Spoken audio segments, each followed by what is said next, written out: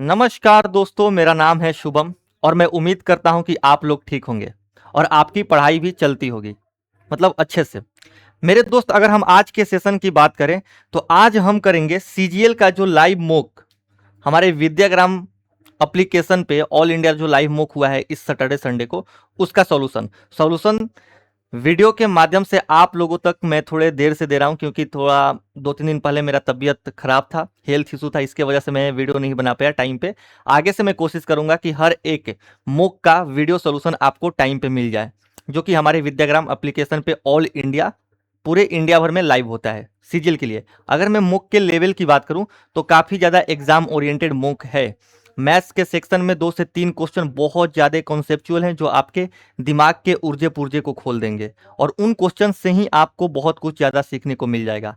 ठीक है, तो ऐसा हम बोल सकते हैं कि अगर आप ये मॉक देंगे तो आपको ये फील होगा कि आप सही में सीजीएल के एग्जाम में बैठ करके या फिर एग्जाम हॉल में बैठ करके आप पेपर की प्रैक्टिस कर रहे हो। तो चलिए हम बिना किसी देरी के इस मॉक के सॉल्यूशन को स्टार्ट करते हैं। लेते हैं मेरे दोस्त पहला क्वेश्चन।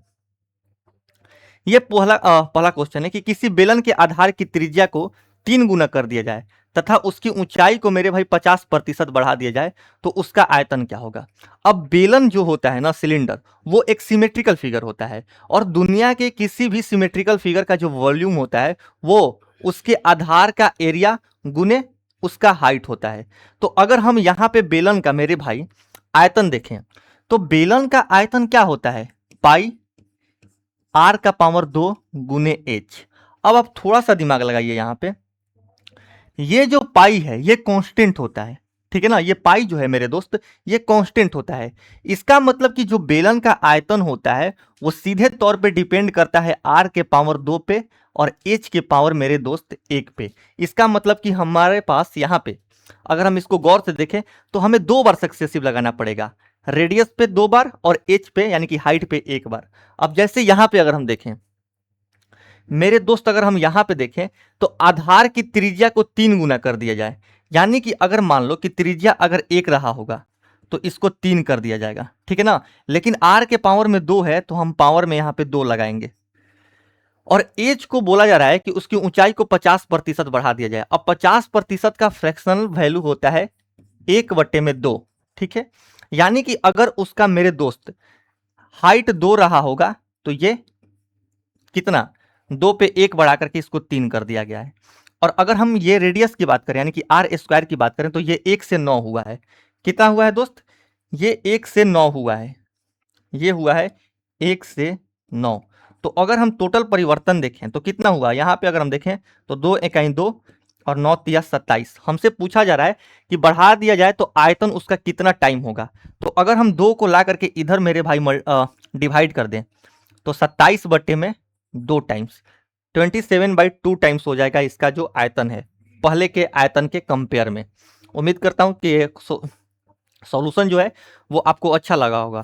वीडियो के कमेंट में बताइएगा कि और हम आपके लिए बेहतर क्या कर सकते हैं या फिर किस चीज़ की सॉल्यूशन दे, ताकि आपके एग्जाम के प्रिपरेशन में जो ये आपका रास्ता है वो आप आसानी से तय कर सकें। ये क्वेश्चन है, ठीक है। इस क्वेश्चन में बोला जा रहा है कि किसी समचतुष्फलक की प्रत्येक भुजा 6 सेंटीमीटर है तो समचतुष्फलक का आयतन यानी कि each side of rhombohedron is 6 centimetre, find the volume of the rhombohedron. अगर हम वॉल्यूम की बात करें रोम्बोहेड्रोन की तो ये होता है मेरे दोस्त a³/6√2।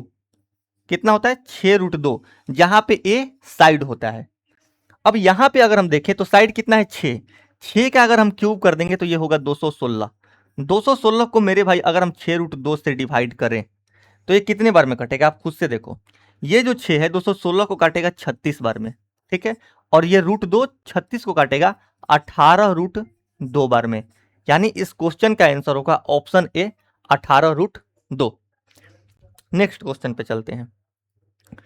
किसी मैदान में स्थित 2 खंभों के बीच की दूरी 12√3 मीटर है। 2 खंभे हैं किसी मैदान में और उनके बीच की दूरी जो है वो 12√3 मीटर है तथा एक खंभे की ऊंचाई 6 मीटर। इस खंभे के शीर्ष से दूसरे खंभे के शीर्ष का उन्नयन कोण अगर 30 डिग्री है तो दूसरे खंबे की लंबाई बताइए, ठीक है ना, दूसरे खंबे की हमसे लंबाई पूछा जा रहा है। देखो पहली बात आप ऐसे भी देख सकते हो, या फिर अगर हम बेसिक से ही जाए तो एक यहाँ पे खंबा है जिसका लेंथ है 6 मीटर, और दूसरा खंबा यहाँ पे है लंबा वाला, ठीक है ना, और इनके बीच की दूरी दिया है कितना, 12√3, 12√3। और यहां से अगर हम इसका, ठीक है, अगर हम यहां से मेरे भाई इसका हम उन्नयन कोण देखें, ठीक है ना, तो ये 30 डिग्री है। हमसे इसका मान पूछा जा रहा है, यानी कि बड़े वाले खंबे का। अगर हम इस क्वेश्चन को सॉल्व करें तो बहुत इजी क्वेश्चन है ये। देखो अगर ये 12√3 है तो ये भी 12√3 होगा, ठीक है। और अगर हम इस वाले ट्रायंगल में देखें जो कि ऊपर बन रहा है, तो मेरे दोस्त अगर ये 90 ये 30 तो ये 60 होगा। और हम जानते हैं कि 60 का सामने वाला साइड, मेरे भाई 60 के सामने वाला साइड 30 के सामने वाले साइड का √3 टाइम होता है। तो 60 का सामने वाला साइड अगर 12√3 है, इसका मतलब कि 30 के सामने वाला साइड 12 रहा होगा, तभी तो ये इसके √3 टाइम होगा। और यहाँ पे ये 6 मीटर तो ये भी 6 मीटर, यानी कि अगर हम टोटल लेंथ देखें यहां से तो 12 + 6 कितना होगा, टोटल लेंथ होगा मेरे भाई 18 मीटर, जो कि है ऑप्शन सी। चलते हैं नेक्स्ट क्वेश्चन पे।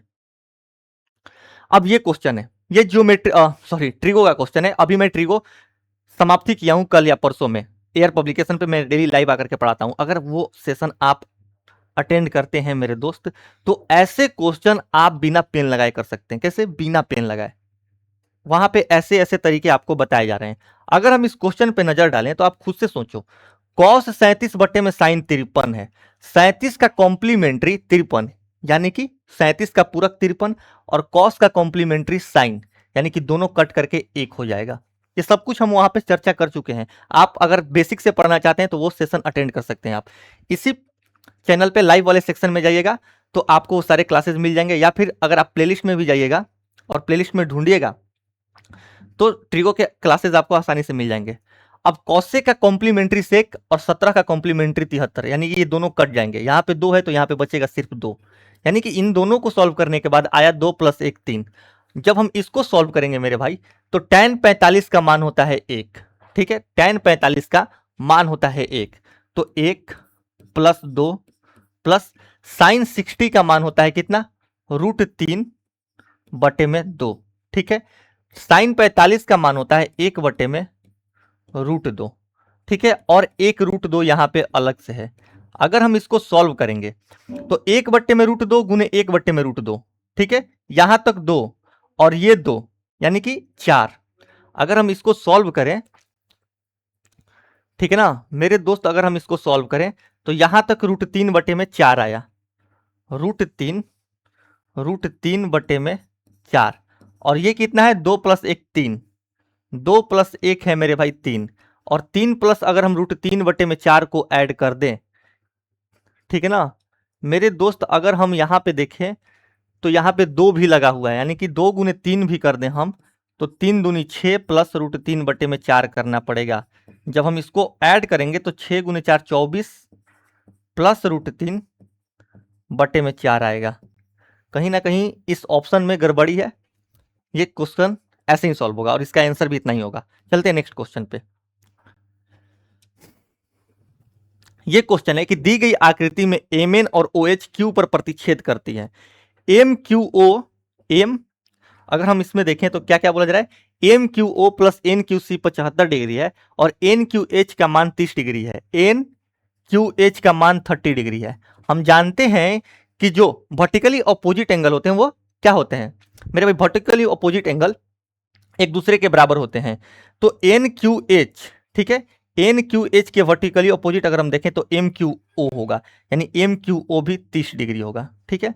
अब देखो MQO और NQC का मान 75 डिग्री है, और जिसमें से MQO अगर 30 डिग्री हो गया तो अगर ये जो हम एंगल देखें NQC, ये बचा हुआ कितना होगा, 45 डिग्री, और इसी का हमसे मान पूछा जा रहा है, तो ऑप्शन ए हमारा उत्तर हो जाएगा। चलते हैं नेक्स्ट क्वेश्चन पे। 8,000 रुपए का 5% की दर से 3 वर्षों का चक्रवृद्धि ब्याज व साधारण ब्याज में अंतर ज्ञात कीजिए। देखिए 5% पे सब लोगों को पता होता है कि जो आपका SI होता है वो 3 साल में 15% होता है, और CI कितना होता है, 15.7625%। तो अगर हम अंतर देखें तो अंतर आएगा 0.7625 परसेंट का। अब ये किसका निकालना है आपको? 8,000 का। तो एक तो आप ऐसे निकाल सकते हैं कि 8,000 का आप 0.7625% निकाल दो, ठीक है। 80 से तो कम ही आएगा। 80 देखो, 1% अगर हम देखें तो 80 होगा, ठीक है ना। ये 0.7625% है, यानी कि 1% से भी कम है, तो 80 से कम वाला ऑप्शन होगा। तो 81 और 91 तो आपके ऐसे ही कट जाएंगे, ठीक है ना। यहां से आप फाइंड कर सकते हैं, या फिर आप ट्री मेथड भी लगा सकते हो मेरे दोस्त, आप ट्री मेथड भी लगा सकते हो। 8,000 का 5% होता है कितना मेरे दोस्त? 8,000 का अगर हम 5% देखें तो 8,000 का 10% 800, और 800 का आधा 400। 3 साल का बात किया जा रहा है तो हम 3 बार लिखेंगे 400 को, ठीक है ना। अब मेरे दोस्त 400 का अगर हम देखें तो 400 का 5% कितना होगा? 400 का 5% देखो, 400 का 10% 40, 40 का आधा 20, तो यहां पे 20 आएगा, और यहां पे 20 का डबल 40 आएगा। और मेरे दोस्त 20 का 5% अगर हम देखें तो वो होगा 1। अब ये जो आपको पिंक कलर में दिख रहा है ना, यही आपका क्या होता है? यही आपका अंतर होता है। तो अगर हम इनको जोड़ दें तो 40 और 20 60, और 1 61 आपका उत्तर हो जाएगा, यानी कि ऑप्शन सी। उम्मीद करता हूं कि आपको वीडियो अच्छा लग रहा होगा, और इसको आप लाइक और कमेंट में बताइए कि हम आपके लिए और क्या बेहतर कर सकते हैं। हम इस क्वेश्चन को करते हैं। देखो, ए क्यू 46 × 46 × 46 है, तो इसको हम ए क्यू बोल सकते हैं, ठीक है। अब यहां पे देखें तो 46 × 37 × 37 है, तो इसको हम क्या बोल सकते हैं? 3। मेरे दोस्त अगर हम इसको देखें तो 3ab² बोल सकते हैं। यहां पे देखें तो 3a² बोल सकते हैं, और यहां पे -bq। आपको नहीं लगता कि ये ए क्यू माइनस बी क्यू, यानी कि a माइनस बी का होल क्यू है? अरे भैया, अलजेब्रा भी मैं पढ़ा चुका हूं, वो जाके के आप सेशन देखिए, ऐसे ऐसे क्वेश्चन आप बहुत जल्दी कर दीजिएगा। अगर आप ऊपर वाले पे नजर डालिएगा तो ये कुछ नहीं है, a माइनस बी का होल क्यू है। a की जगह पे है 46, ठीक है, और b की जगह पे है मेरे दोस्त कितना? 37, यानी कि 46 - 37 का होल क्यू है। और अगर हम नीचे देखें तो 3 × 3 × 3 यानी कि 27 है। 46 में से अगर हम 37 घटा दें मेरे दोस्त, अगर हम 46 में से 37 घटा दें तो कितना होगा? 9। 9 का होल क्यू अगर हम देखें, या फिर 9 का होल क्यू ही देख ले तो ये 27 होता है। सॉरी, 9 का अगर हम क्यूब देखें तो ये 729 होता है, ठीक है ना। तो 729 बटे में अगर हम 27 को सॉल्व करेंगे तो 27 का स्क्वायर होता है 729, तो ये इसको 27 बार में काट देगा, यानी इस क्वेश्चन का आंसर होगा ऑप्शन सी। आप यहां पे बिल्कुल आपको ऐसे ही करना पड़ेगा। इसको हम देखते हैं, ठीक है ना। ये टाइम एंड वर्क का एक बढ़िया क्वेश्चन है कि यदि 120 व्यक्ति एक दिन में 9 घंटे कार्य करते हुए किसी कार्य को 40 दिनों में पूरा करते हैं, ठीक है, तो प्रतिदिन 8 घंटे कार्य करते हुए कितने व्यक्ति उस कार्य का 2/3 भाग 50 दिनों में पूरा करेंगे? 2/3 भाग। देखो, अगर हम ये एमोन-डिवन, बेसिकली एमोन-डिवन वाले कॉन्सेप्ट पे आधारित है। 120 व्यक्ति 120 व्यक्ति कितने घंटे काम करके? 9 घंटे काम करके एक काम को 40 दिनों में कर रहे हैं। ये टोटल आपका काम निकल करके आ गया। अब आपसे पूछा जा रहा है, तो प्रतिदिन 8 घंटे कार्य करते हुए, प्रतिदिन 8 घंटे कार्य करते हुए कितने व्यक्ति, हमसे व्यक्तियों की संख्या पूछी जा रही है जिसको हमने एम मान लिया, उसी कार्य का 2/3 भाग 50 दिनों में पूरा करेंगे। कितने दिनों में मेरे भाई? 50 दिनों में। अब आप खुद से सोचो, ये आपका 2 यूनिट काम है, ठीक है ना, क्योंकि 2/3, और ये आपका टोटल काम 3 यूनिट है। अगर आप मेरे दोस्त टोटल काम को 3 मान रहे हैं तो उसका 2/3 2 होगा मेरे भाई। 3 का 2/3 2 होता है। तो अगर आप इन दोनों को इक्वेट कर दोगे तो जो आपका कार्य होगा, जो आपका वर्क होगा, वर्क का जो भी यूनिट होगा वो आपस में बराबर हो जाएगा। अब हम इसको सॉल्व करेंगे। देखो, अगर मेरे दोस्त हम इसको सॉल्व करें तो काट सकते हैं कैसे? अगर हम देखें तो 40 काटेगा, 50 8 कितना होता है? 400। तो इसको 10 बार में काटेगा, 2 इसको काटेगा 5 बार में, 5 इसको काटेगा 24 बार में, ठीक है। फिर से ये 3 काटेगा इसको 3 बार में। तो जो भी आपका मैन निकल करके आएंगे वो आएंगे 72। इस क्वेश्चन को आप बिना सॉल्व कर रहे भी 72 टिक कर सकते थे, पूछिए क्यों। अगर हम यहाँ पे देखें तो यहाँ पे 9 आ रहा है, और 120 में एक 3 आ रहा है, तो नीचे वाला 3 मैक्सिमम आपके 120 में जो 3 है उसको काटेगा, और जो 9 में 3 आ रहा है उस 3 को या फिर 9 को काटने के लिए इधर कोई संख्या नहीं है। तो आप बिना सॉल्व करे भी ये जान सकते हैं कि जो भी एम निकल करके आएगा वो या तो 9 होगा या फिर एक 9 का मल्टीपल होगा, और 9 का मल्टीपल 72 सिर्फ ऑप्शन ए था। काटने कुटने की भी कोई जरूरत नहीं है। एक विक्रेता 17,000 रुपए में टीवी बेच रहा है, ठीक है ना, 17,000 रुपए में टीवी बेच रहा है, अंकित मूल्य पर 15% की छूट पर बेच रहा है और विक्रेता फिर भी 8%, विक्रेता को फिर भी 8% का लाभ हो रहा है। तो टीवी का अंकित मूल्य हमसे पूछा जा रहा है। देखो, अगर हम 17,000 का, मेरे दोस्त 17,000 का 8% लाभ पे देखें तो 108 बटे में 100 होगा, ठीक है, 108 बटे में 100 होगा। बोला जा रहा है कि ये जो है ना, हमसे एमपी पूछा जा रहा है, तो ये टोटल वैल्यू आपका 85% का है, 15% छूट के बाद, यानी कि आपसे एमपी यानी कि 100% का मान पूछा जा रहा है। अब देखो, इस क्वेश्चन को भी आपको सॉल्व करने की जरूरत नहीं है, ठीक है ना। अब थोड़ा सा यहां पे नजर दौड़ा, 108 क्या है मेरे भाई, 108 एक 9 का मल्टीपल है, और जो 108 में 9 आ रहा है, उस 9 को काटने के लिए नीचे कहीं 9 नहीं बन रहा है, तो आप डायरेक्ट बोल सकते हैं कि इस क्वेश्चन का आंसर 9 का मल्टीपल होगा, जो कि सिर्फ ऑप्शन डी है, 6 2 8 1 9 216। तो ये तरीके होते हैं। अगर आप ये सोच रहे हैं कि पेपर में सारे क्वेश्चन आप बेसिक से लेकर के, शुरू से लेकर के अंत तक सॉल्व कीजिएगा, तो आपसे 25 क्वेश्चन अटेम्प्ट नहीं होंगे। 25 क्वेश्चन में 7 से 8 क्वेश्चन जानबूझ करके एग्जामिनर ऐसा डालता है कि आप थोड़े से मल्टीपल के लॉजिक पे, या कॉन्सेप्ट के लॉजिक पे, या यूनिट डिजिट के लॉजिक पे, या फिर अप्रोक्सीमेशन के लॉजिक पे जल्दी से कर लें बिना पेन लगाए, तभी जा करके आप मेरे दोस्त 25 क्वेश्चन मिनिमम 10 से 12 मिनट में कर लीजिएगा, जिसमें से आपके पास अगर पकड़ होना चाहिए, पकड़ रहेगा तो आप बहुत जल्दी क्वेश्चन कर सकते हैं। अगर हम इसको काट भी दें तो पहले तो परसेंटेज से परसेंटेज काट दीजिए, ठीक है। देखो, 2 जीरो से 2 जीरो, 17 काटेगा इसको 10 बार में, और 17 5 85, और 5 काटेगा इसको 2 बार में, 108 दूनी 216, और मेरे भाई 216 पे मैं 2 जीरो बैठा दूंगा, जो कि होगा option D. Marudhar express 100 kilometre की दूरी तय करने के बाद हर बार 4 मिनट के लिए रुकती है, ठीक है ना, every time after covering a distance of 100 kilometre. 100 kilometre दूरी तय करने के बाद हमेशा 4 मिनट के लिए रुक जाती है। यदि ट्रेन 100 किलोमीटर पर आवर की चाल से चलती है तो गंतव्य स्थान स्रोत से 800 किलोमीटर दूर है, तो ट्रेन को गंतव्य स्थान तक पहुंचने में लगने वाला समय निकालिए। अगर मेरे भाई वो नहीं रुकती, ट्रेन अगर ना रुके, ठीक है ना, तो टोटल टाइम कितना लेगा, 800। मेरे भाई ट्रेन कितना टाइम लेगी, 800 बटे में 100, 8 घंटा।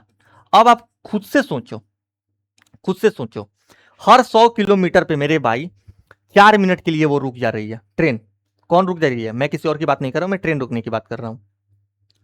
अगर दोस्त हम 800 में 100 के बराबर गैप पे बांटे 800 को, तो 8 बराबर गैप पे बांट सकते हैं, यानी कि जो स्टॉपेज होगा वो टोटल 7 का ही होगा, 8 माइनस 1, क्योंकि 8वीं बार में तो वो अपने डेस्टिनेशन पे पहुंच जाएगी, तो वहां पे तो 4 मिनट रुकने का कोई मतलब है नहीं, यानी कि 7 बार ही रुकेगी। और अगर दोस्त एक बार वो 4 मिनट के लिए रुक रही है, तो 7 बार, 7 गुने 4 28 मिनट के लिए रुकेगी, यानी कि 8 घंटा 28 मिनट। अगर आप 28 को घंटे में चेंज कीजिएगा तो आप 60 से यहां पे डिवाइड कर दीजिए, ये घंटा में हो गया। आप यहां पे 28 में ऊपर आता है क्या, 7, 28 7 का मल्टीपल है, तो आप 7 का भी देख सकते हैं कि सिर्फ ऑप्शन सी है और ऑप्शन डी भी है।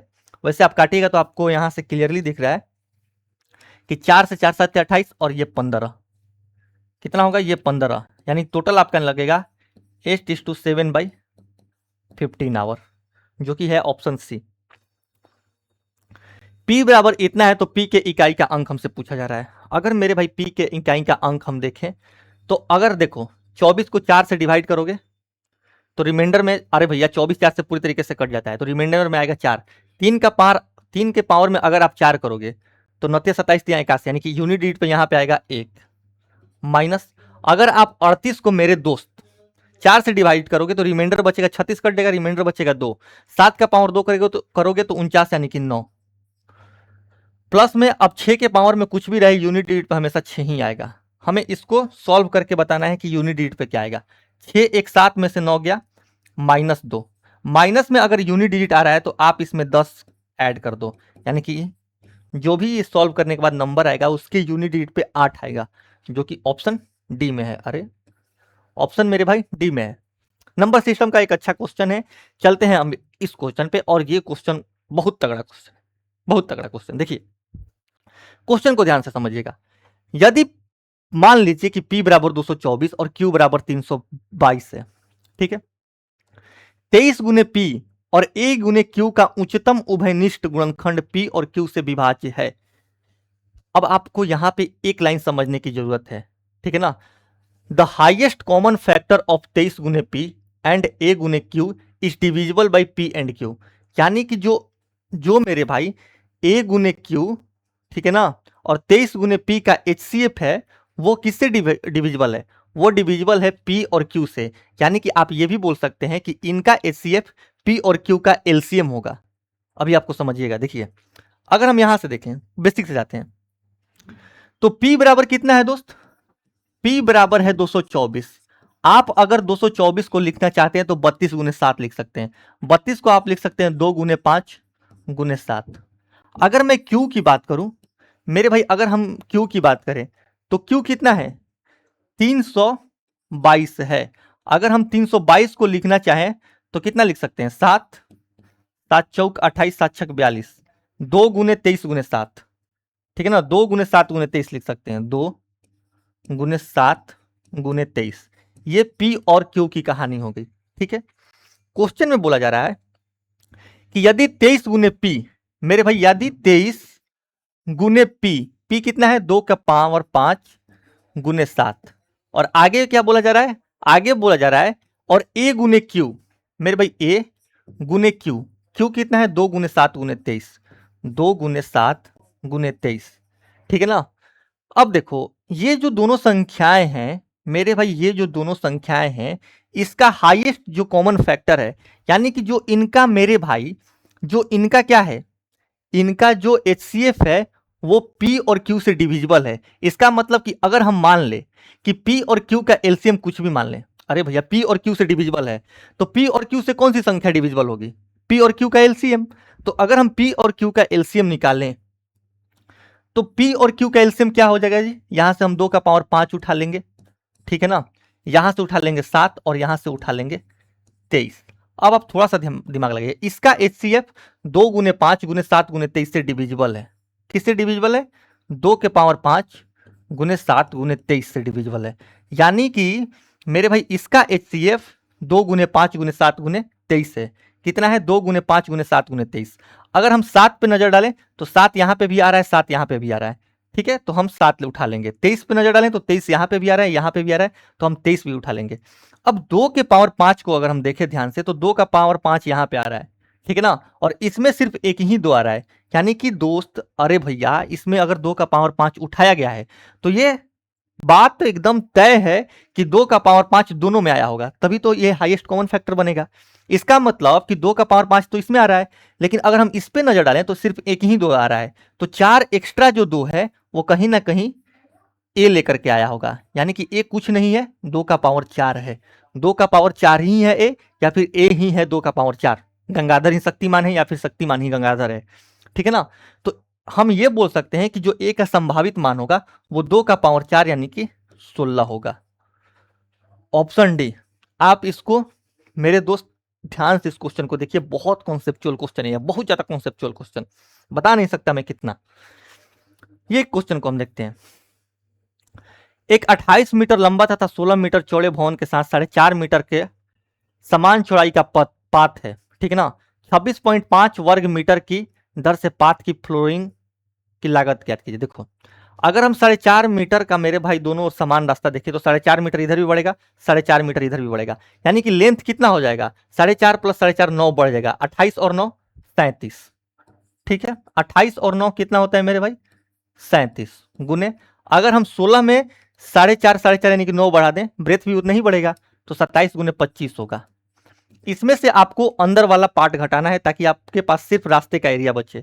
अगर हम अंदर वाले पार्ट का डायमेंशन देखें तो 28 गुने 16 है। कितना है दोस्त? 28 गुने 16। और अगर हम यहां पे देखें तो क्या बोला जा रहा है? बोला जा रहा है कि 26.5 प्रति वर्ग मीटर की दर से पाथ की फ्लोरिंग का लागत, यानी कि अगर हम ये एरिया में 26.5 से मल्टीप्लाई कर दें मेरे भाई, 26.5 से मल्टीप्लाई कर दें तो हमारा टोटल एक्सपेंस निकल करके आ जाएगा। अब आपको थोड़ा सा ध्यान देना है। अब आप इस क्वेश्चन को अगर गुणा भागा कीजिएगा तो करते करते मर जाइएगा। आप गुणा भागा मत कीजिए, थोड़ा सा इस क्वेश्चन में डिजिट सम लगाइए। देखिए अगर हम यहां पे डिजिट सम लगाएं तो 7 और 3 10 1 गुने 5 दूनी 5 2 7, यानी कि 7 गुने 1, यहां तक डिजिट सम आएगा 7, ठीक है। माइनस 8×2 = 10, 1 × 6 = 7, यानी कि 7। अगर हम अंदर वाले का ही डिजिट सम देखें मेरे भाई, तो 7 - 7 0 आ रहा है। और हम जानते हैं कि 0 और 9 डिजिट सम में एक ही जैसे कंसीडर होते हैं। यानी हम ये भी बोल सकते हैं कि अंदर वाला जो भी पार्ट आएगा वो 9 का एक मल्टीपल होगा, क्योंकि इसका डिजिट सम 9 आ रहा है। और किसी भी संख्या का अगर डिजिट सम 9 आ रहा है तो संख्या 9 से डिविजिबल होगा। यानी आंसर वो ऑप्शन होगा जो 9 का एक मल्टीपल हो। हम मेरे दोस्त ये चेक करेंगे। 5 5 10 6 16 2 18 ऑप्शन ए हो सकता है। ठीक है। 9 5 5 10 2 12 1 13 ये नहीं है। 5 4 9 6 5 11 1 12 ये 9 का मल्टीपल नहीं है। 6 2 8 1 9 5 4 9। इसका मतलब कि ऑप्शन ए और ऑप्शन डी दोनों 9 का मल्टीपल हो गया। अब यहां पे हमें थोड़ा सा सॉल्व करना पड़ेगा मेरे दोस्त, थोड़ा सा हमें यहां पे सॉल्व करना पड़ेगा जी। कर लेंगे, अप्रोक्सीमेशन से ही हम जाएंगे, अप्रोक्सीमेशन से ही जाएंगे। 25 गुने अगर हम 37 करें तो 25 साथ होता है 175 का 5 हासिल 17। 25 3 75 और 17, 75 और 17 कितना होगा 92, 925। माइनस 28 गुने 16, 16 8 है 128 के 8 हासिल 12, 16 दूनी 32 और 12, 32 और 12 कितना होता है 44। अगर हम इसमें से घटाएं तो 15 में से 8 गया 7, 11 में से 4 गया 7, 8 में से 4 गया 4। ठीक है ना। यानी कि ये आया 477। 477 गुने 26.5 हमें देखना है मेरे भाई। 477 गुने 26.5 हमें देखना है। अगर मैं 477 को 25 से भी मल्टीप्लाई करूं, मान लो अप्रोक्सीमेशन समझाते हैं।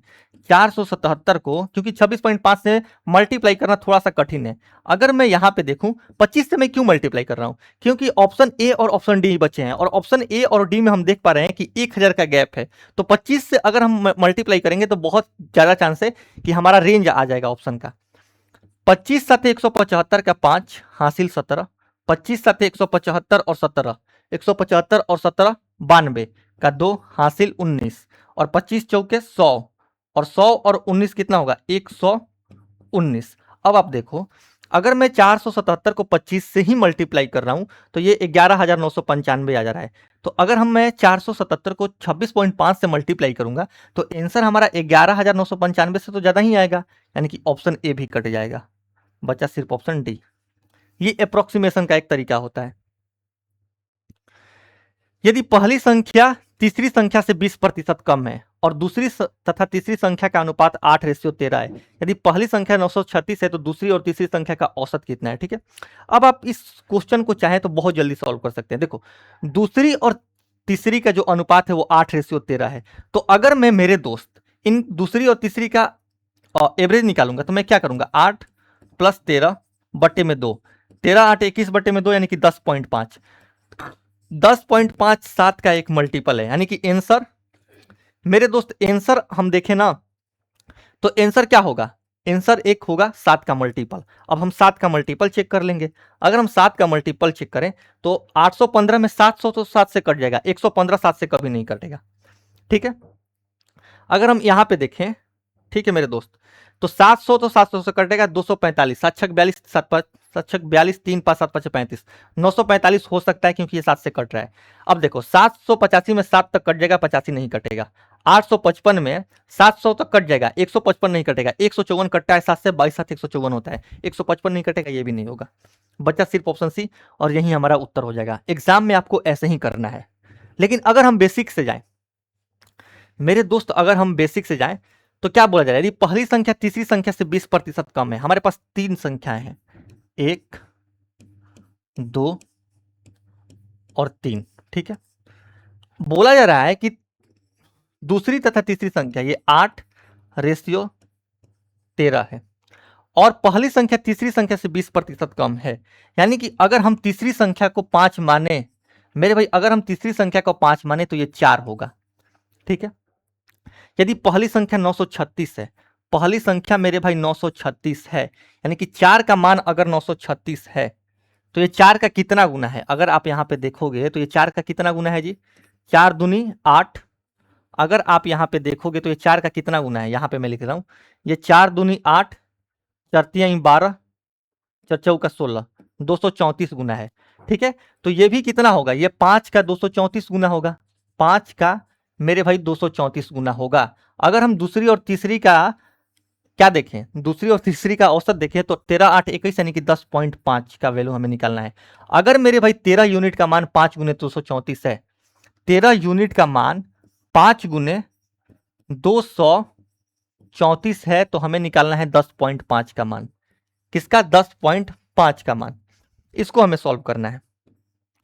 13 इकाई 13, 10 113 8 104, 18 5 90 गुने 10.5 करेंगे, 90 गुने 10.5, तो ये होगा 9 गुने, देखो 90 का जो 10 है इसके डेसिमल को हटाएगा, यानी कि 9 गुने 105, और 9 गुने 105 कितना होगा मेरे भाई, 9 गुने 105 945 होगा। ऑप्शन सी हमारा उत्तर हो जाएगा। ये बेसिक्स है, लेकिन बेसिक्स नहीं करना है, इसीलिए मैं बोल रहा हूं कि देखो मोक में 7 से 8 क्वेश्चन ऐसे होते हैं जो डिविजिबिलिटी, यूनिट, इन सबसे आराम से हो जाएंगे बिना पेन लगाए। तो ये चीज आपको सीखना पड़ेगा, तब जाकर के आप 25 के 25 क्वेश्चन नियत समय में अटेम्प्ट कर पाइएगा। नहीं तो पता चला कि मैथ के ही 25 क्वेश्चन सॉल्व करने में आधे घंटे बीत गए, तो क्या फायदा फिर 25 क्वेश्चन सॉल्व करने का। 25 क्वेश्चन आपको 10 से 12 मिनट में सॉल्व कर लेना है। कोई निश्चित धनराशि 6 वर्षों में 4 गुना हो गई। 4 गुना का मतलब कि अगर ये राशि 1 थी तो ये 4 हो गई, तो ब्याज कितने का मिला मेरे भाई, 3 का। ब्याज कितने का मिला, 3 का, और समय कितना लगा, 6 साल। ठीक है, हमसे पूछा जा रहा है तो कितने वर्ष में 17 गुना हो जा रही है, तो मेरे भाई 17 गुना होने का मतलब कि अगर आप एक निवेश कर रहे हैं तो वो 17 हो जाए, तो इस केस में ब्याज कितने का मिलेगा, 16 का। अब आप यहां पे देखो मेरे दोस्त, अब आप यहां पे देखो, ये 3 का डबल है टाइम, 3 का डबल, तो 16 का डबल होगा, यानी कि 32 साल में ये जो ब्याज है ना ये 17 गुना हो जाएगा। Option C. देखो, एक बुक डिपो में कंप्यूटर, भौतिकी और अंग्रेजी की पुस्तकों का अनुपात 7:5:8 है। यदि पुस्तकों का संग्रह क्रमशः 50%, 40% और 75% बढ़ा दिया जाए तो अनुपात ज्ञात कीजिए। जब भी अनुपात वाले क्वेश्चन आए तो आप देखो 3 का अनुपात मत निकालो, आप सिर्फ 2 पे फोकस करो। अगर हम ऑप्शन ए में देखें, ठीक है ना, तो हम सिर्फ कंप्यूटर और भौतिकी पे, यानी कि कंप्यूटर और फिजिक्स पे नजर डालेंगे। कंप्यूटर और फिजिक्स का अनुपात यहां पे देखें तो 1:2, यहाँ पे 2:3, यहाँ पे 2:1 और यहाँ पे 3:2, यानी कि चारों ऑप्शन में मेरे भाई कंप्यूटर और फिजिक्स का अनुपात अलग अलग है। तो हम क्यों यहाँ पे बिना मतलब के अंग्रेजी के पुस्तक को लेकर के ढोएं, क्यों ढोएंगे, हम सिर्फ अपना काम कंप्यूटर और भौतिकी के पुस्तक से आराम से निकाल लेंगे। ठीक है ना। अब हम पकड़ेंगे किसको, यहां से हम पकड़ लिए 7 यूनिट, यहां से मेरे भाई हम पकड़ लिए 7 यूनिट, और यहां से पकड़ लिए हम 5 यूनिट। अब यहां पे देखो, यहां पे 50% की वृद्धि हो रही है, इसका मतलब कि ये 3/2 हो रहा है। और अगर हम फिजिक्स में देखें तो 40% की वृद्धि हो रही है, यानी कि ये 7/5 हो रहा है। 40% का फ्रैक्शनल वैल्यू होता है 2/5, 5 पे आप 2 बढ़ा दीजिए, 7/5 हो जाएगा। इसको आप सॉल्व कीजिए मेरे दोस्त। अगर आप इसको सॉल्व कीजिएगा तो 7 से 60 काटिए, और 7 से 7 काटने के बाद 5 से ये 5 काटिए, ठीक है ना, ये 2 जाकर के इधर मल्टीप्लाई होगा, यानी आंसर वो ऑप्शन होगा जिस ऑप्शन में कंप्यूटर और फिजिक्स के बुक का जो रेशियो होगा वो 3:2 होगा। और दिए गए ऑप्शन में सिर्फ ऑप्शन डी है जिसमें 3:2 है। बस अंग्रेजी को गोली मारिए, इसको सॉल्व करना है, ठीक है ना। Find the difference between the number of female students and the male students who opted biology in college. अब देखो, अगर हम बायोलॉजी का देखें, ठीक है ना, बायोलॉजी इन कॉलेज आर, तो मेरे भाई अगर हम आर में देखें तो टोटल स्टूडेंट 1200 थे, ठीक है ना, जिसमें 24% कितने इनरोल हुए हैं, तो 1200 का मेरे भाई 24% क्या हुए हैं, इनरोल हुए हैं। 24%, ये जो परसेंट है मेरे भाई, ये परसेंट 2 जीरो को उड़ा देगा, यानी कि 12 गुने 24 टोटल स्टूडेंट इनरोल हुए हैं। हमसे पूछा जा रहा है क्या कि महिला छात्रों और पुरुष छात्रों के बीच का अंतर आर में, अगर हम आर में देखें तो 1:2, यानी कि टोटल 3 यूनिट का मान है 12 गुने 24, और अगर हम यहां से अंतर देखें तो 2 - 1 कितना होगा, 1 यूनिट का हमें मान निकालना है। अगर हम इसको सॉल्व करेंगे दोस्त, अगर हम इसको सॉल्व करेंगे तो 3 काटेगा इसको 4 बार में, और 24 चौके 96 हमारा आंसर हो जाएगा। ऑप्शन सी, ऑप्शन सी पे 96 आप लोगों को दिख नहीं रहा होगा, ऑप्शन सी आपका सही उत्तर होगा। डीआई का ये क्वेश्चन है, ये डीआई का हमारा दूसरा क्वेश्चन है, ठीक है। यदि 2006 में श्रेणी क्यू में श्रमिकों की संख्या 10%, ठीक है ना, श्रेणी क्यू। अब यहाँ पे हम देख लेंगे पहले कि श्रेणी क्यू कहाँ है मेरे भाई, श्रेणी क्यू कहाँ है। अगर हम क्यू का कलर देखें तो ये नारंगी टाइप का है, ये क्यू हो गया, ठीक। 2006 में श्रेणी में श्रमिकों की संख्या में 10% की वृद्धि की जाती है और एस में श्रमिकों की संख्या में 5% की कमी की जाती है। एस अगर हम देखें तो ये एस बड़ा वाला है, 35% वाला, ठीक है। तो 2006 में क्यू और एस में श्रमिकों की कुल संख्या क्या है? यदि 2005 में श्रेणी क्यू में श्रमिकों की संख्या 1000 थी। निम्न पाई चार्ट 2005 में एक फैक्ट्री की विभिन्न श्रेणी P Q R S T U B W के श्रमिकों की संख्या को दर्शाते हैं, यानी कि ये 2005 का डाटा है। तो मेरे भाई अगर हम यहाँ पे देखें तो 2005 में क्यू में अगर हम देखो क्यू 10% है और 2005 में टोटल संख्या 1000 है। तो अगर हम यहाँ से देखें, ठीक है ना, क्यू में देखें अगर हम, तो क्यू के 10% का मान कितना है? 1000 यानी कि 100 गुना। तो अगर हम एस में देखें, एसी है ना ये, बिल्कुल। अगर मेरे भाई हम एस में देखें तो एस में 35% है। तो 2005 में एस में कितने लोग होंगे? 35 का 100 गुना, यानी कि 3500। आगे बोला जा रहा है कि 2006 में श्रेणी क्यू में श्रमिकों की संख्या में 10% की वृद्धि हुई। अगर आप इसमें 10% की वृद्धि कर दो 2006 में आने के लिए, तो 1000 का 10% होता है 100 बढ़ाओगे 1000 में तो ये 1100 हो जाएगा। बढ़िया। और यहां पे क्या बोला जा रहा है? और एस में श्रमिकों की संख्या में 5% की कमी की जाती है। अब देखो 3500 में अगर हम 3500 का 5% घटा दें तो 3500 का 10% होगा 350, ठीक है। और 350 का आधा होता है कितना मेरे भाई? अगर हम 350 का आधा देखें तो 175, कितना होगा? 175। अगर हम 3500 में से मेरे भाई 175 घटा दें तो लास्ट में तो 25 आएगा दोनों को जोड़ने के बाद। तो 3500 में से हम 100 घटाएंगे तो 3400 होगा, और 3400 में से 75 घटा देंगे तो ये कितना होगा? 3325 मेरे भाई, ये होगा 3325। हमसे बोला जा रहा है कि टोटल संख्या कितना होगा 2006 में इन दोनों में। तो अगर हम जोड़ दें तो 33 11 4425 हमारा सही उत्तर होगा, 4425 ऑप्शन डी। अब देखो ये क्वेश्चन है नल एंड टंकी का, पाइप एंड सिस्टम का। अभी मैं टाइम एंड वर्क आज से स्टार्ट कर रहा हूं एयर पब्लिकेशन पे।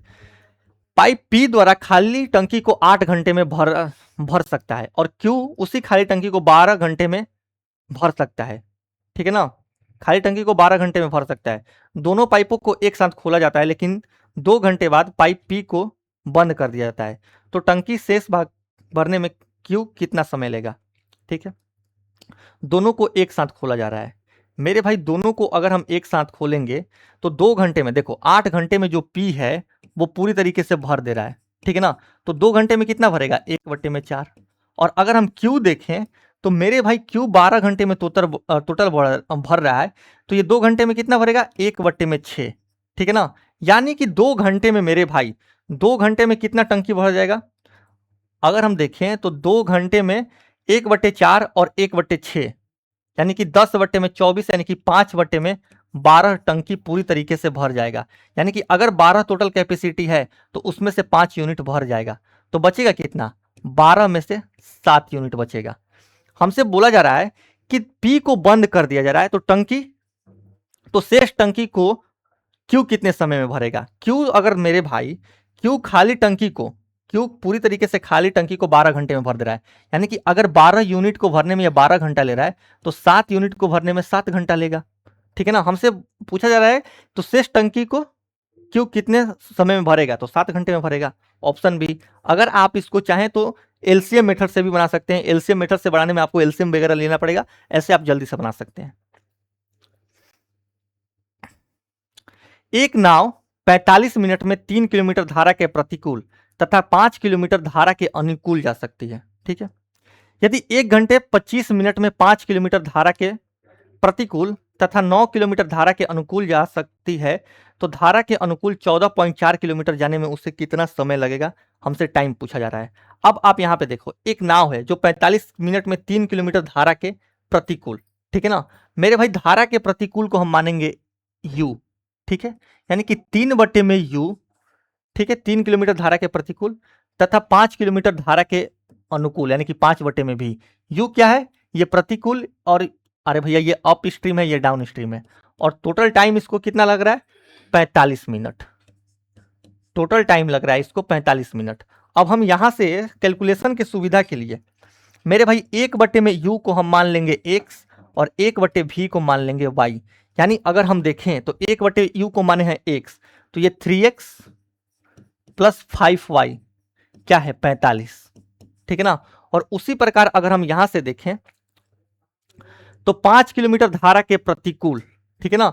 तो मेरे भाई प्रतिकूल को हमने क्या माना है? प्रतिकूल को माना है 1/u यानी कि x। तो 5x प्लस कितना करना पड़ेगा? 5x plus 9y। और ये टोटल कितना टाइम लग रहा है? यहां से अगर हम देखें तो इसको लग रहा है 1 घंटा 25 मिनट, यानी कि 60 प्लस 25 85 मिनट। ठीक है ना। हमसे पूछा जा रहा है कि धारा के अनुकूल, अनुकूल को हमने क्या माना है? मेरे भाई अनुकूल को हम माने हैं y। तो हमें y का मान निकालना है। y का मान हम कैसे निकाल सकते हैं? 5x प्लस 9y बराबर 85 है।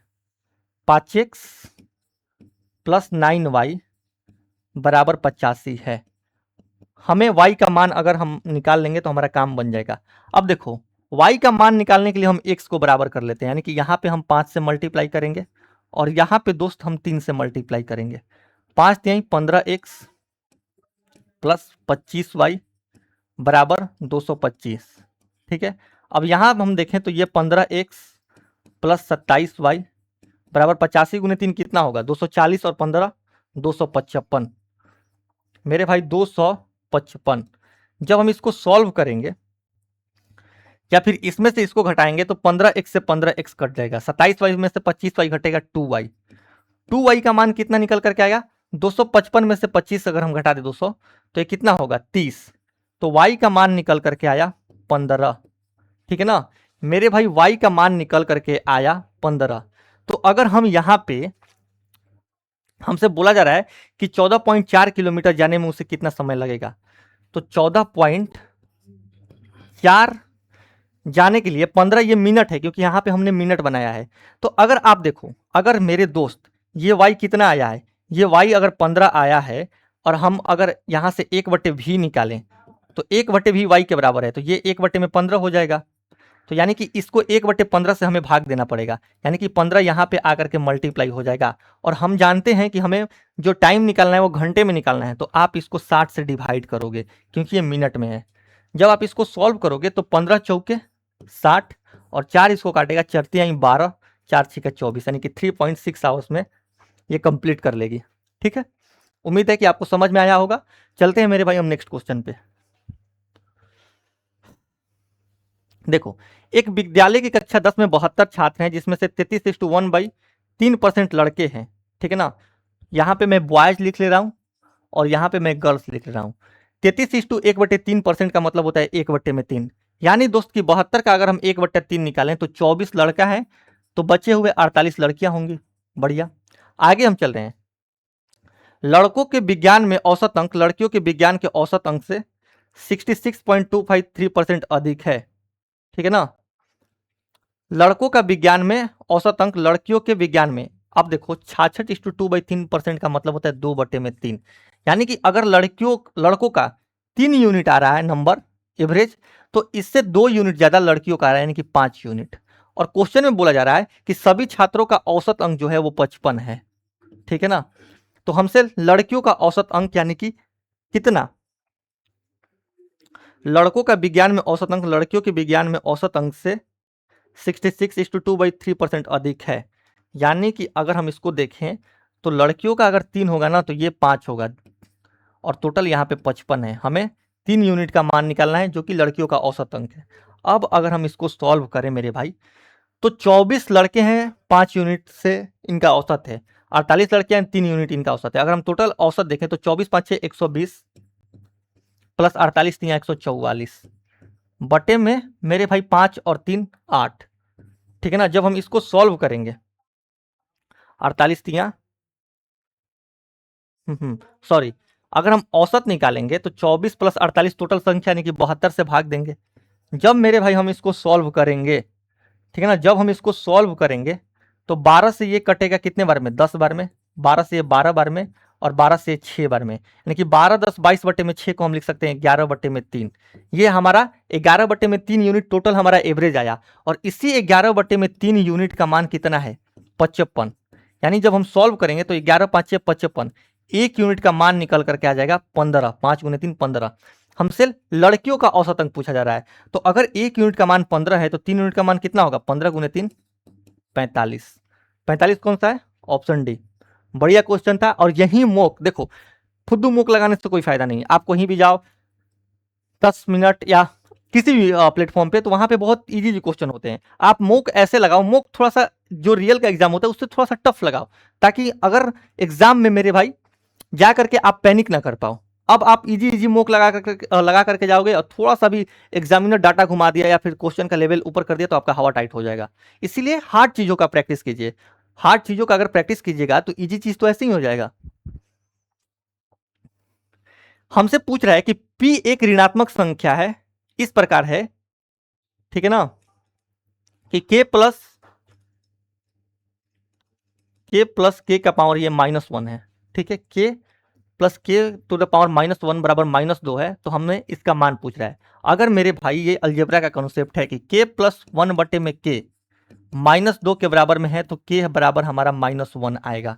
ये -1 ही एक ऐसी वैल्यू है जो इस इक्वेशन को सेटिस्फाइड करेगी। अब k की जगह पे अगर हम -1 रखें मेरे भाई, तो -1 का स्क्वायर 1, प्लस में -3 -2, और अगर हम देखें तो यहां पे भी 1 -1 -2। जब हम इसको सॉल्व करेंगे मेरे भाई, जब हम इसको सॉल्व करेंगे तो ये कितना होगा? -2 और -2 -4 बटे में मेरे भाई ये एक से एक कट जाएगा, ये -2 -4 बटे में -2 कितना होगा? -4 बटे में -2 होगा आपका 2, यानी कि ऑप्शन सी। सुरेश की पिता की आयु 8 वर्ष पहले उसकी आयु की 4 गुना थी। 8 वर्ष बाद पिता की आयु उसके पुत्र की आयु से 2 गुनी थी, तो पिता और पुत्र की वर्तमान आयु। अब देखो, 8 वर्ष पहले पिता की आयु उसके पुत्र की आयु से कितने थी? 4 गुना थी। यानी कि अगर हम दोनों में से 8-8 साल यानी कि 16 साल घटा दें, आंसर भैया वही ऑप्शन होगा ना। अगर हम वर्तमान आयु में से 16 साल घटा दें, हमसे क्या पूछा जा रहा है? पिता और पुत्र की वर्तमान आयु का योग। तो अगर हम आयु के योग में से 16 साल घटा दें, तो हमारा टोटल 5 का एक मल्टीपल आना चाहिए। 4 + 1 5। अगर हम इसमें से 16 घटाएंगे तो ये 5 का मल्टीपल नहीं आएगा, क्योंकि इसकी यूनिट पे 2 है और यहाँ पे 4 है। 5 का मल्टीपल नहीं आएगा। हम 46 में से 16 घटाएंगे तो 5 का मल्टीपल आएगा। 56 में से 16 घटाएंगे तो 5 का मल्टीपल आएगा। बढ़िया। अब देखो, 8 वर्ष बाद पिता की आयु उसके पुत्र की आयु से दोगुनी हो जाएगी। 8 वर्ष बाद पिता की आयु पुत्र की आयु से दोगुनी हो जाएगी, यानी आंसर फिर से वही ऑप्शन होगा जिसमें 16 जोड़ने पे वो एक किसका मल्टीपल हो? वो एक 3 का मल्टीपल हो। अगर हम 46 में 16 जोड़ दें मेरे भाई, 46 में अगर हम 16 जोड़ दें तो कितना होगा? 6 6 12 का 2, हासिल 1, 4 5 4 1 5 1 6 62। 16 का मल्टीपल, सॉरी 3 का मल्टीपल नहीं है। अगर आप 56 में 16 जोड़ते हैं तो 56 और 16 होता है कितना? 72, और ये एक 3 का मल्टीपल हो जाएगा। ऑप्शन सी। बेसिक से आप क्रॉस प्रोडक्ट लगा करके कर सकते हैं। एज भी मैंने पूरी तरीके से कंप्लीट करा दी है इसी प्लेटफॉर्म पे, आप जाकर के वो वीडियो देख सकते हैं। रमेश ने एक साइकिल 2400 रुपए में बेची और उसे 20% की हानि हुई। यदि वह 15% लाभ कमाना चाहता है तो उसे साइकिल किस कीमत पर बेचनी चाहिए? 20% का हानि मतलब कि 80% में बेचा होगा। अब 80% का वैल्यू कितना है मेरे भाई? 2400, ठीक है। 15% का लाभ का मतलब 115% का मान हमें निकालना है। अगर दोस्त 80 का वैल्यू 2400 है तो 80 का 3 गुना करके एक जीरो बैठाया है, तो 115 का 3 गुना 345, और 345 पे मैं बैठा दूंगा एक जीरो, जो कि है 3450, ऑप्शन डी। और ये रहा हमारा लास्ट क्वेश्चन। निम्नलिखित में से ये जो संख्या है किससे विभाज्य है? ठीक है, ऐसे टाइप के क्वेश्चन में हम क्या करते हैं कि जो मिनिमम पावर वाला होता है ना, जैसे 5 यहाँ पे मिनिमम पावर क्या है? 71, तो इसको हम कॉमन ले लेंगे। तो 5 की पावर अगर हम 71 कॉमन लेंगे तो यहाँ पे बचेगा 1, यहाँ पे बचेगा 5, यहाँ पे बचेगा 5 का पावर 2 यानी कि 25, यहाँ पे 125, ठीक है, 71 3 74, और यहाँ पे 625। अगर मेरे भाई हम इस सबको जोड़ दें यहाँ तक तो कितना आएगा दोस्त? यहाँ तक अगर हम जोड़ दें तो ये तो 5 की पावर 71 आएगा। इसको लिखने का कोई मतलब नहीं है, बस मैं ऐसे ही लिख रहा हूँ। हाँ, 600 700 और 25 और 25 50, यानी कि 750। 25 5 30 और 1 31। 750 में अगर हम 31 जोड़ दें तो ये होगा 781। अब आप देखो ना कि 781 दिए गए ऑप्शन में से किस ऑप्शन से कटेगा। 73 से नहीं कटेगा, 71 से अगर हम देखें तो 71 से ये कट जाएगा पूरी तरीके से। अरे भैया 71 गुने 11 कर लो ना, 71 गुने 11 781 होगा, ऑप्शन सी आपका सही उत्तर होगा। तो ये रहा हमारे मुक का सॉल्यूशन। ये हमारा टेलीग्राम आईडी है मेरे दोस्त। ये टेलीग्राम आईडी जो है ना, इसका लिंक हम वीडियो के डिस्क्रिप्शन में डाल देते हैं, वहां से आप जाकर के टेलीग्राम पे हम इसका क्लास नोट्स इस मुक का डाल देंगे। अगर आप मेरे से बेसिक से मैथ्स पढ़ना चाहते हैं तो मैं डेली आकर के इसी प्लेटफॉर्म पे मंडे टू फ्राइडे 2 बजे में लाइव आप लोगों को पढ़ाता हूं। और अगर ये वीडियो आप लोगों को अच्छा लगे तो प्लीज़ इसको लाइक कीजिए, शेयर कीजिए मैक्सिमम लोगों तक, और कमेंट में अपना प्यार भेजिए। तब तक आप सबको धन्यवाद।